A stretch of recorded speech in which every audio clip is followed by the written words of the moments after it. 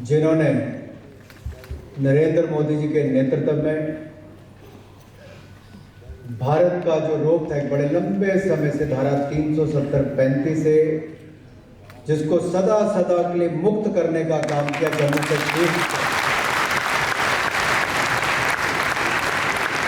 जिन्होंने मोदी जी के नेतृत्व में गृह मंत्री बनने के बाद ट्रिपल तलाक से निजात दिलाई देश की करोड़ों मुस्लिम बहनों को,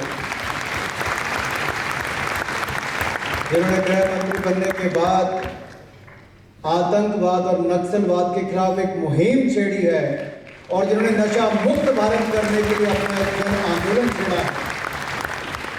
यही नहीं, जब राष्ट्रीय अध्यक्ष थे तब भी और उससे पहले जब प्रभारी थे तब भी हर चुनाव में जिनकी एक बड़ी भूमिका होती है, ऐसे देश के आदरणीय गृह मंत्री, सहकारिता मंत्री आदरणीय अमित भाई शाह जी,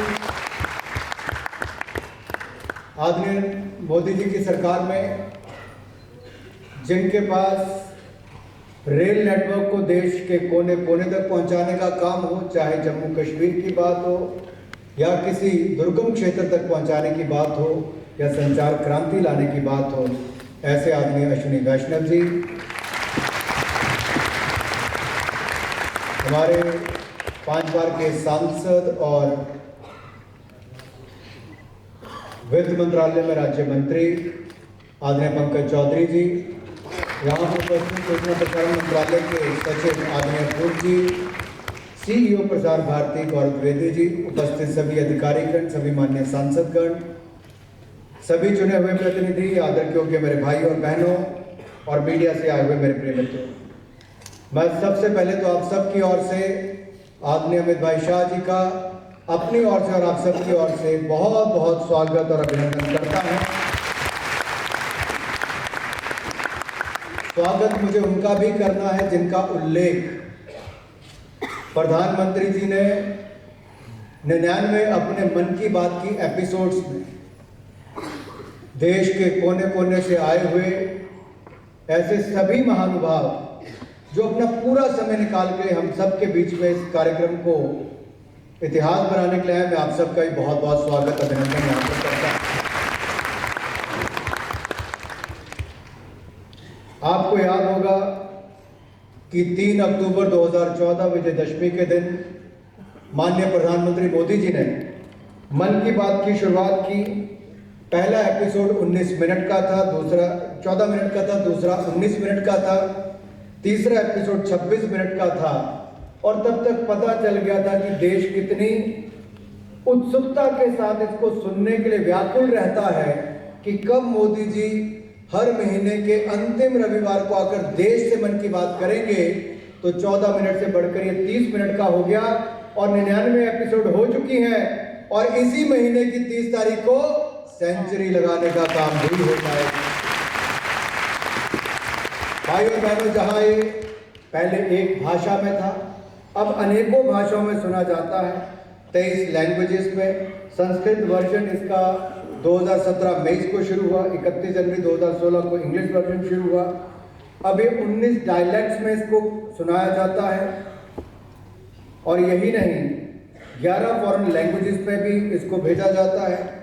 50वीं एपिसोड तो हमारी 2018 में हो ही गई थी। अब मैं ये कहना चाहता हूँ, अगर आप मेंशन देखेंगे तो अब तक 1011 मेंशन हुई है, जिसमें 730 लोगों का उपलब्धियां उनके नाम के साथ उनका उल्लेख किया गया है। 281 NGO, self help group, startup और विलेजेस, उनका नाम इसमें लिया गया है।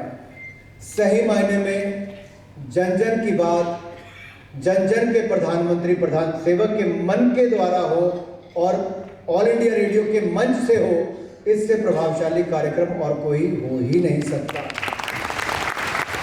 आज के भी आदरणीय गृह मंत्री जी, आज भी जो कार्यक्रम हुए उसमें 4 सेशन हुए। पहला उद्घाटन भारत के उपराष्ट्रपति आदरणीय जगदीप धनखड़ जी की ओर से हुआ, बहुत शानदार कार्यक्रम हुआ। फिर नारी शक्ति पर, विरासत उत्थान पर, आत्मनिर्भर भारत पर और आह्वान से आंदोलन, बहुत नामी ग्रामी लोगों ने इस पर अपने भाग लिया। बहुत अच्छी इस पर चर्चाएं हुई। और सब लोगों के मन से एक ही बात निकल रही थी कि 2014 एक ऐसा वर्ष है जहां पर पूर्ण बहुमत की सरकार तो भी बनी, भारत उसके बाद कभी पीछे मुड़कर नहीं देखा, मोदी जी के नेतृत्व में लगातार आगे ही बढ़ता है। और शायद ये नेतृत्व आज भारत को ही नहीं, दुनिया भर में मोदी जी के नेतृत्व की चर्चा होती है। कोई भी संकट की स्थिति हो, कोई भी चुनौती हो, उसमें कितनी शांति के साथ सबको साथ में लेकर कैसे निकला जा सकता है। एक टीम भावना, पीपल्स पार्टिसिपेशन, जन भागीदारी से जन आंदोलन कैसे होता है, ये प्रधानमंत्री नरेंद्र मोदी जी ने करके दिखाया और कोविड के समय तो सबसे सफलतापूर्वक करके दिखाया है और भारत को बचाकर आगे भी बढ़ाया है। हमने अभी प्रधानमंत्री ने पिछले एपिसोड में कहा कि नर्वस 90s क्रिकेटर के जीवन में तो आता है जब वो सेंचुरी बनाने से पहले थोड़ा घबराता है, लेकिन हमारे प्रधानमंत्री जी किसी स्थिति में घबराते नहीं। 22 वर्षों से किसी भी रूप में हो, मुख्यमंत्री या प्रधानमंत्री के रूप में लगातार देश को और प्रदेश को आगे बढ़ाने का काम किया। रेडियो का महत्व टीवी के आने के बाद, OTT प्लेटफॉर्म्स आने के बाद, इंटरनेट आने के बाद लगता था कम हो जाएगा, लेकिन मोदी जी के मन की बात से रेडियो की स्वीकारता और बढ़ गई है और इंटरनेट के माध्यम से आज लोग मोबाइल फोन पर भी रेडियो को सुनने का प्रयास करते हैं। 100 करोड़ लोगों ने कम से कम आज तक कभी ना कभी मन की बात को सुना है। ये शायद ही दुनिया के किसी देश में हुआ। यही नहीं, 23 करोड़ लोग तो ऐसे जो रेगुलर सुनते हैं, 45 करोड़ के लगभग ऐसे जो इसमें है कि वो रेगुलर सुनने वाले हो सकते हैं और 96% लोग मन की बात के बारे में जानते हैं कि मन की बात क्या है। कम्युनिकेशन स्टाइल के बारे में जो हमारा एक सर्वे कहता है, उसमें लीडर की बताया कि मोदी बहुत नॉलेजेबल है। फिर वो इमोशनल कनेक्ट करते हैं ऑडियंस के साथ रेडियो के माध्यम से। लीडर बहुत पावरफुल है और निर्णय करने वाला है और ये भी कहा गया है कि उनकी अप्रोच जो है वो सिंपैथेटिक भी है और एम्पैथेटिक भी है और वो सीधा अपने जन संवाद करते हैं जनता के साथ और उनको गाइड करने का काम करते हैं। पॉजिटिव इन्फ्लुएंस क्या हुआ सिटीजन बिहेवियर पर, ऑप्टिमिज्म या हैप्पीनेस पर, इस पे बताया गया है कि 60% ने वर्किंग फॉर नेशन बिल्डिंग यानी कि राष्ट्र निर्माण में अपनी भूमिका निभाने के लिए आगे आने की बात कही मन की बात सुनने के बाद। एक रिस्पॉन्सिबल सिटीजन बनने के लिए 55% लोगों ने कहा। 63% ऐसे हैं जिनकी अप्रोच सरकार के प्रति और पॉजिटिव हुई क्योंकि कामकाज की जानकारी मिली। बहुत सारे ऐसे लोग हैं जिनको देश में कौन क्या कर रहा है, छोटे छोटे गांव में उसकी जानकारी नहीं थी, लेकिन छोटे से गांव में भी कौन बड़ा काम कर रहा है, ये मन की बात के माध्यम से मोदी जी ने देश भर को बताने का। और ये जितने मेरे भाई यहाँ पर आगे बैठे हैं, कोई किसान है, कोई फौजी है, कोई लेखक है, कोई माँ है, किसी ने अलग भूमिका में अपना रोल अदा किया है। आपका रोल छोटा नहीं था, किरदार छोटा नहीं था। शायद पहले देखने वाले नहीं थे, आज देखने वाला भी है और जन जन तक पहुंचाने वाला भी है। मित्रों, मैं ज़्यादा समय नहीं लूँगा, हमें माननीय गृह मंत्री जी की बात को सुनना, लेकिन मैं इतना जरूर कहूँगा कि सितंबर 2019 में जब प्रधानमंत्री जी ने लता मंगेशकर जी को उनके 90वें जन्मदिन की बधाई दी तो लता जी भी बहुत भावुक हो गई। मोदी जी से उनके बहुत मित्रता या ऐसा कहूँ एक भाई बहन का रिश्ता बहुत नजदीकी। तो जो लता जी ने आगे से कहा कि मोदी जी भारत का चित्र बदल रहा है, लता जी के शब्द थे भारत का चित्र बदल रहा है, यानी कि मोदी जी के नेतृत्व में भारत लगातार आगे बढ़ रहा है।